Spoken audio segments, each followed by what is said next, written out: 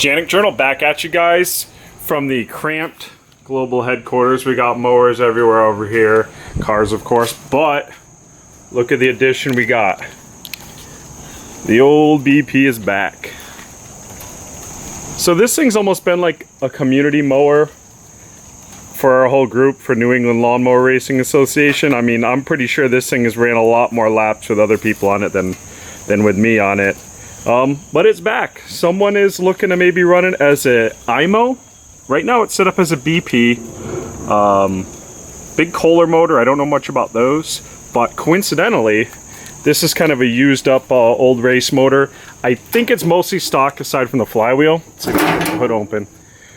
But it does have a flywheel and some big huge valve covers on it. But coincidentally, I got a free Kohler twin, which looks to be the same type of motor from my neighbor. So who knows? Maybe I'll put a Kohler BP together at some point. So what I'm looking to do in this video series, or video, I'm not sure how long this is going to be, is take this old mower I built, I would say 15, maybe 16 years ago. I built it kind of as a copy to my old SP, and what I want to do is I want to standardize it to the recent mowers I built, you know, to these style mowers here. So what I want to do is I want to put the same front end on them. There's only going to be so much interchangeability, but I want to put the same front end on them because I have jigs to make the front end. I've made up some jigs and spindles, so that way I've got replacement parts. It's standardized. This was set up when they were 38-inch wide, was as wide as you could go, and now it's 40. So you know the wheels sit out too far on those spindles, and as farther than I like anyways. But that way I'll have new tie rods. I can bring some spindles, and I'll have them for pretty much every mower I'm running.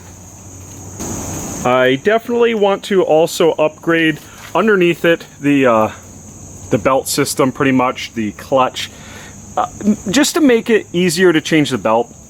When service is easier, you're more likely to do it. When it's not, you know, you put it off and then you run into more issues. So I want to make belt changes really easy. It's much easier on my newer machine. You know, I want to, you know, support the steering shaft a lot better than I used to do it as well. That's pretty darn easy.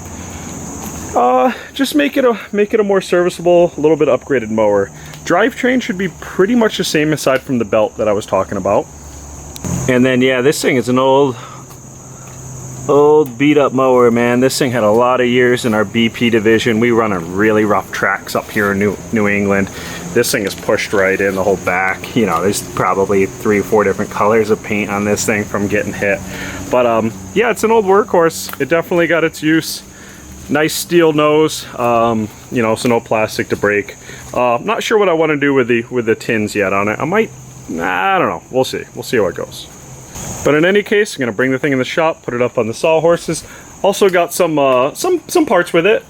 So some wheels and tires. Actually, these were, I think, mostly mine, and then these were new ones. So I bought the extra stuff off of them. Some transmissions. You know, I think at least one of these is bad. Maybe they're both bad. But if I can get any parts out of them, that's cool. So now I got to move all the mowers, play that game. Remember that game years ago? There'd be like a whole bunch of, there'd be like a big square thing with a bunch of little tiles in it. And it might be like a picture or something, but one tile would be missing, so you had to move everything to get, you know, stuff where you needed it. That's pretty much what I got to do now, because I got to get this guy over here. By the way, if you know the name of that game, you can put it in the description, and I'll give you a thumbs up or something. I don't know, whatever. But so this is the old setup, and this has a bolt that's actually, well, it's not really a bolt, but there's a nut welded. There you go, you can see better. There's a nut welded to a sleeve here, and you can turn that nut, and then you can see some threads of the jacking bolt in there. And what that would do is raise and lower your spindles both sides for you know, for a wedge adjustment. It pretty much worked as intended. The only issues were, one is your spindles are super, super tall. You just need all that real estate for the adjustment. And that gives you a couple issues. One is just straight up clearance issues. As you can see how high it is. On this motor, it's a V-twin. A single probably wouldn't have the issue.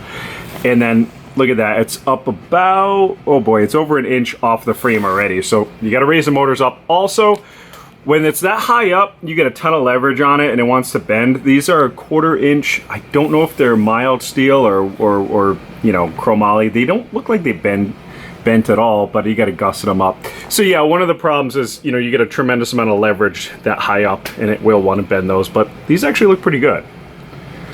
And then you can see the steering shaft, how it's not supported, you know, for the last, I don't know, foot at least. So what I'm going to do is take this, take a sleeve and just run a sleeve all the way down, some tubing all the way from probably here, you know, all the way through the bottom of the frame. I know it's hard to see in there.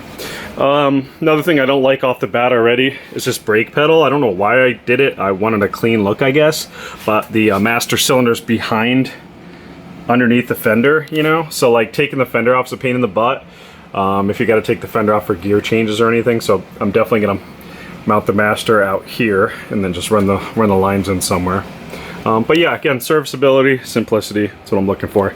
And yeah, this back is really caved in. You can see now better. But man, this stuff is solid. This sheet metal is way more solid than the stuff I run now. So it's a tank.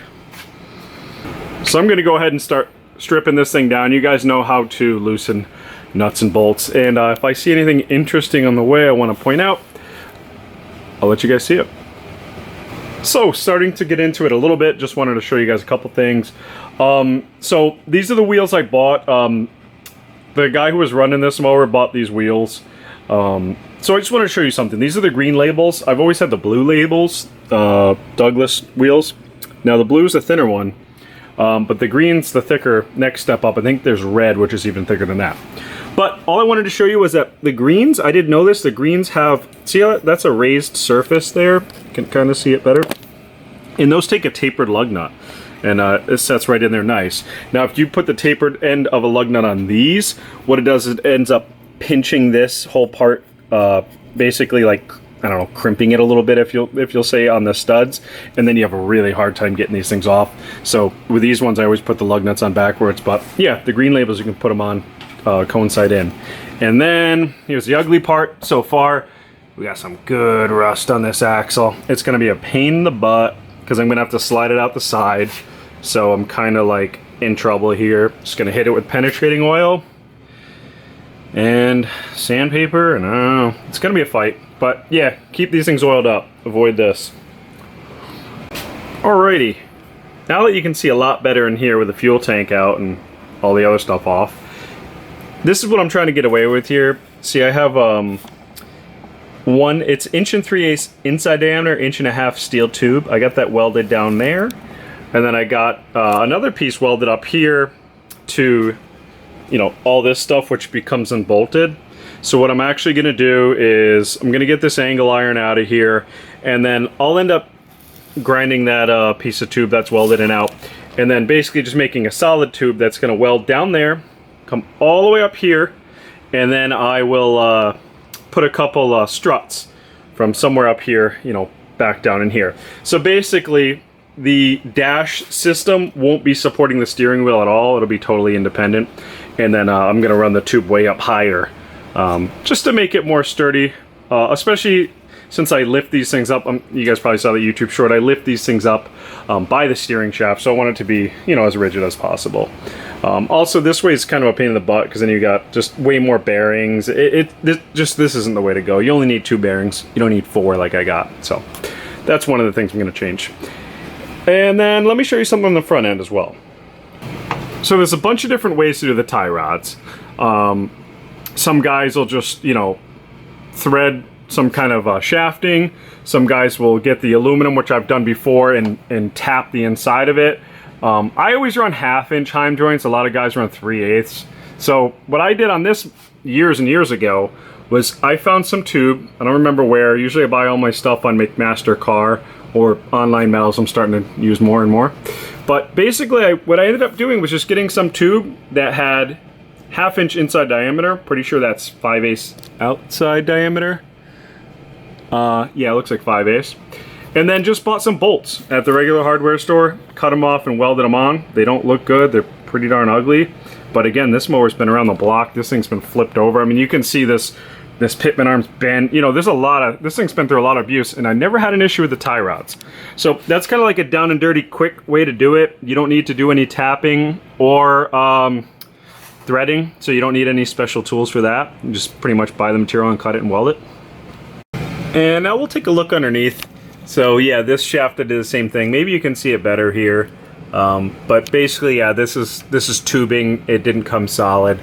And then you just weld some bolts in there. Cut the bolt head off and weld it in there. But it worked pretty darn good.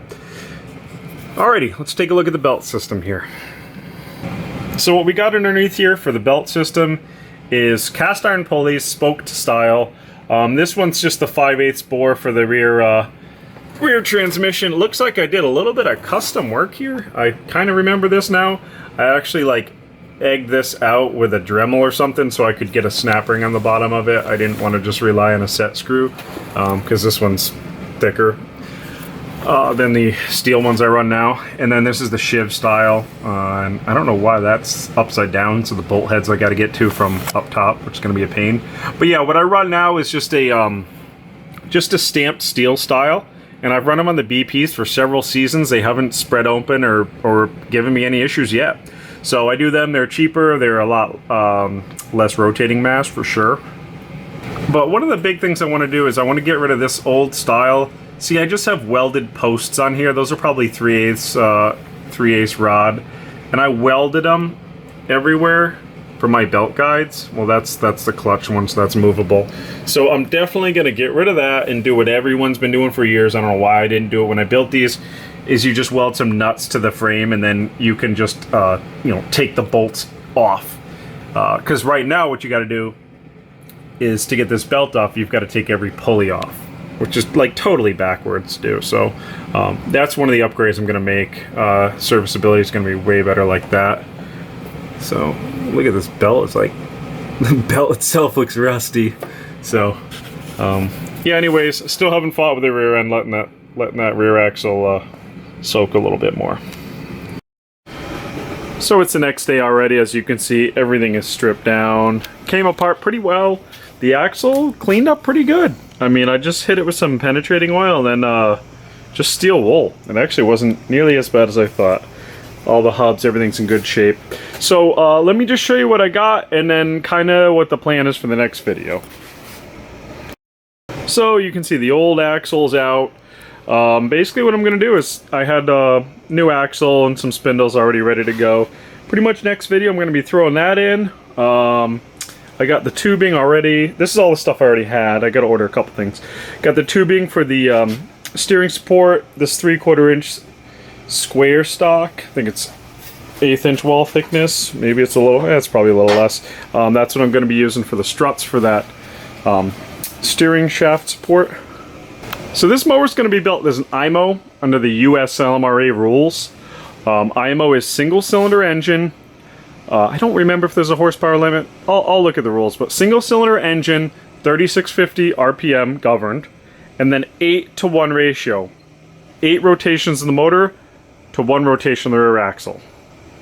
And that's really critical, the 8:1. You got to be right on the money. If you're 8.5 to 1, you just losing top speed. You know, I don't know what the mile per hour of 8:1 comes out to. Maybe like 18 miles an hour, 20, somewhere in there. But the way I'm going to fine tune it, and I think the way everyone fine tunes it, is these adjustable pulleys here. There's actually 2 pieces. This top part threads up and down on almost like a shaft in there. I'm not sure if you can see that. So the big deal with these is that you can open them up or close them. So you can thread this top part. I don't know if I can do it. I can kind of do it with one hand. You could thread this down, and what that's going to do is make your pulley sit outside of the V-groove more, which is basically going to make this like a bigger pulley. And then if you open it up, the belt's going to sit further deep in the V-groove, making this essentially a smaller pulley. So that's how you're going to fine-tune your adjustment, get you right at the 8:1 that you need. I'll be going into a lot more detail about how I'm going to set this up, set up my pulleys, get my gear ratio right on the money. Tire size is also a critical thing in IMOW as well with the gear ratio rule. So I'm thinking 3-part video series in this. Next one I'll be putting all this stuff together, and then the third one, I don't know, painting, testing. We'll see. Catch you guys next time on the Jantic Journal.